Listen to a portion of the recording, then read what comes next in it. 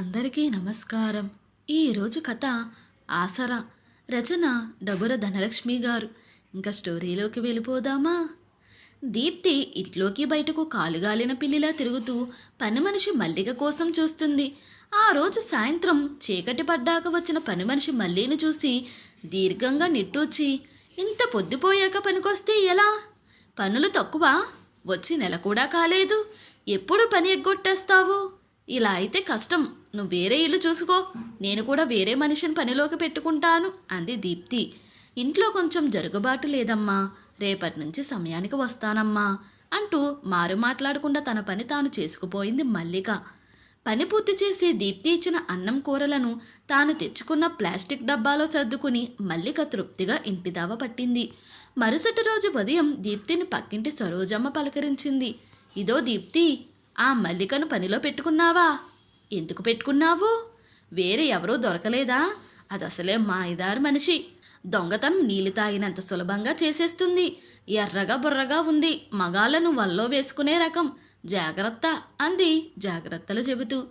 దీప్తి ఇది ఎంతవరకు నిజం అనే ఆలోచనలో పడింది. సరిగ్గా అప్పుడే మల్లిక దూరంగా వస్తూ కనిపించింది. మల్లిక రాగానే పనిలో పడిపోయి పనులన్నిటినీ చాలా చక్కగా శ్రద్ధగా పూర్తి చేసి దీప్తి ఇచ్చిన టిఫిన్లను డబ్బాలో సర్దుకుని వెళ్ళిపోయింది. మల్లికను గమనించింది. తాను 6 నెలలు చంటిపాప ఉన్న బాలింత. తెల్లటి తెలుపు రంగుతో చెక్కిన శిల్పంలా పేదరికంలో ఉన్న లక్ష్మీదేవిలా కనిపించింది. నిజమే, మల్లిక నిజంగానే అందగత్తే. దీప్తికి తన భర్త అభిషేక్ గుర్తుకొచ్చాడు. అందంగా హుందాగా ఉండే అభిషేక్ పేరు పొందిన వ్యాపారవేత్త. నెలలో సగం రోజులు వ్యాపార నిమిత్తం వేరువేరు నగరాల్లో ఉంటుంటాడు.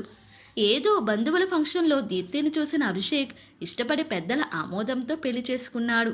దీప్తి అదృష్టానికి దీప్తి తల్లిదండ్రులు బంధువులు ఎంతగానో సంతోషించారు.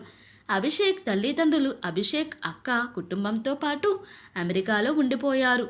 పెళ్ళై 6 సంవత్సరాలైనా ఇంతవరకు దీప్తికి పిల్లలు కలగకపోవడంతో దీప్తి ఎక్కని గుడి మొక్కని దేవుడు లేడు. ఎన్నో ఆసుపత్రులు తిరిగినా ఫలితం లేకపోయింది. దీప్తి ఇంటిలో ఖరీదైన బంగారు నగలు డబ్బు ఉంటాయి కాబట్టి జాగ్రత్తగా ఉండాలనుకుంది. ఇంటిలో ప్రతి గదిలో సీసీ కెమెరాలు ఉన్నాయి. మరునాడు దీప్తి తమ బెడ్రూమ్లో తలుపు చాటుగా తన బంగారు చెవిదిద్దును జారవిడిచింది. మల్లిక ఆ గదిని శుభ్రం చేసి తనకు దొరికిన చెవిదిద్దును డ్రెస్సింగ్ టేబుల్పై దీప్తికి కనిపించేలా పెట్టి దీప్తి ఇచ్చిన భోజనం తీసుకుని వెళ్ళిపోయింది. దీప్తికి మల్లిక ప్రవర్తన ఎంతో సంతోషాన్నిచ్చింది. అలా కొన్ని రోజులు గడిచాక దీప్తి 10,000 రూపాయల డబ్బును హాల్లో షెల్ఫ్లో పెట్టి షెల్ఫ్ను క్లీన్ చేయమంది. షెల్ఫ్ క్లీన్ చేసిన మల్లిక డబ్బును బెడ్రూమ్లో దీప్తి బెడ్పై కనిపించేలా పెట్టి వెళ్ళిపోయింది. ఇక దీప్తికి మల్లికను అనుమానించాల్సిన అవసరం రాలేదు. మరుసటి రోజు అభిషేక్ వారం రోజుల భార్యతో గడపడానికి వచ్చాడు. ఈసారి మల్లికను గమనించింది. మల్లిక అభిషేక్ ఉన్నంతసేపు ఎంతో మర్యాదగా హుందాగా గౌరవంగా ప్రవర్తిస్తుంది. ఆ రోజు రాఖీ పండుగ కూడా కావడంతో దీప్తి మల్లిక చేత అభిషేక్కు రాఖీ కట్టించింది. అభిషేక్కు అమెరికాలో ఉన్న తన అక్క గుర్తొచ్చింది. వెంటనే దీప్తి చేత కొంత డబ్బును మల్లికకి ఇప్పించాడు. మల్లికకు ఆ డబ్బు తీసుకోవడానికి అభిమానం అడ్డొచ్చినా పేదరికం తీసుకునేలా చేసింది. కొన్ని రోజులకు ఏం జరిగిందో ఏమో, మల్లిక 3 రోజులు వరుసగా పనిలోకి రాలేదు. ఎందుకో దీప్తికి మల్లిక ఇంటికి వెళ్ళాలని అనిపించింది. అంతకు మునుపు మల్లిక చెప్పిన గుర్తుల్ని పట్టుకుని మల్లిక ఇంటికి వెళ్ళింది. మల్లిక వాళ్ళ ఇల్లు చిన్న ఇల్లైనా చాలా పొందికగా ఉంది. ఇంటికి ఒక వైపుగా అల్లుకున్న సన్నజాజి బొండుమల్లె చెట్లు, ఇంకోవైపు సుగంధాలు చల్లుతూ నేలరాలిన పారిజాత పూలు, వారగా పెద్ద పారిజాత చెట్టు, ఇంటి ముందు పెద్ద ముగ్గు, ఇంటికి ఒక వైపుగా తులసి కోట. ఆ ఇంటి చుట్టూ వాతావరణం చల్లగా ఆహ్లాదకరంగా అనిపించింది. దీప్తి ఇంటి బయట నుండి మల్లిక అని పిలవగానే ఆ గొంతు గుర్తుపెట్టి క్షణాల్లో తన ముందు నిలబడింది మల్లిక. మల్లిక చంకలో ముద్దుగా చామంచాయి ఉంగరాల జుట్టుతో చిన్నారి. దీప్తిని చూసిన మల్లిక సంతోషంగా తమ ఇంట్లోకి ఆహ్వానించింది. కూర్చోవడానికి కుర్చీ వేసింది. కుర్చీలో కూర్చున్న దీప్తి మల్లికను ఆమె భర్త గురించి అడిగింది. మల్లిక దీప్తికి పక్క గదిలో మంచంపై ఉన్న తన భర్త అజయ్ను చూపించింది. దీప్తి తిరిగి హాల్లోకి రాగానే మల్లిక చెప్పడం మొదలుపెట్టింది. అమ్మా నాన్నలకు ఒకదాన్నే కూతుర్ని. ఎంతో గారాబంగా పెరిగాను. నాన్న నా 10 ఏళ్ల వయసప్పుడు చనిపోయారు. అమ్మ కాయా కష్టం చేస్తూ నన్ను పెంచింది. పొరిగింటిలో ఉండే శంకర్ ప్రేమంటూ వెంటబడ్డాడు. నేను లేకపోతే బ్రతకలేనన్నాడు. నిజానికి నేను కూడా ఇష్టపడడంతో మా ఇద్దరికి పెద్దలు పెళ్లి జరిపించారు. పుట్టింట్లో ఎంతో ప్రేమగా పెరిగా. పెళ్ళయ్యాక కూడా శంకర్ నన్ను పువ్వుల్లో పెట్టి చూసుకున్నాడు. సొంతంగా కారు కొని తానే డ్రైవర్గా ఉంటూ నన్ను ఎంతో బాగా చూసుకునేవాడు. ఆర్థికంగా సమస్యలు లేక సంతోషంగా ఉండేవాళ్ళం. ఒకరోజు శంకర్ కారును ఎదురుగా వేగంగా వస్తున్న లారీ గుద్దేయడంతో ఆ ప్రమాదంలో ఆయన వెన్నెముక దెబ్బతింది. కాళ్ళు కూడా చచ్చుబడ్డాయి. అప్పటికి నేను కాన్పు జరిగి 2 నెలలు బాలింతను. విషయం తెలిసిన నాకు కాళ్ళు చేతులు ఆడలేదు. ఎలాగోలా నా దగ్గర ఉన్న బంగారు మమ్మీ హాస్పిటల్ ఖర్చులు భరించాను. అయినా ఆయన ఇప్పుడు మీరు చూశారుగా, అంతే, అన్నీ మంచం మీదనే, చిన్నపిల్లలతో సమానం. నా చంకలోని ఈ బిడ్డ ఎంతో, మంచంపై ఉన్న ఆయన కూడా అంతే. ఇలాంటి సమయంలో నేను గడప దాటి పనులకు వెళ్లాల్సి వచ్చింది. మొదట మీ పక్క పోషణలో పనిచేసేదాన్ని. ఆ ఇంటామి కొడుకు మంచివాడు కాదమ్మా. నాకు డబ్బు ఆశ చూపారు. లొంగ తీసుకోవాలనుకున్నారు. నేను లొంగలేదు. పైగా ఈ విషయాన్ని ఆమెతో చెప్పేసరికి ఆమెకు కోపం వచ్చింది. నన్నే తిట్టింది, దొంగతనం అంటగట్టింది.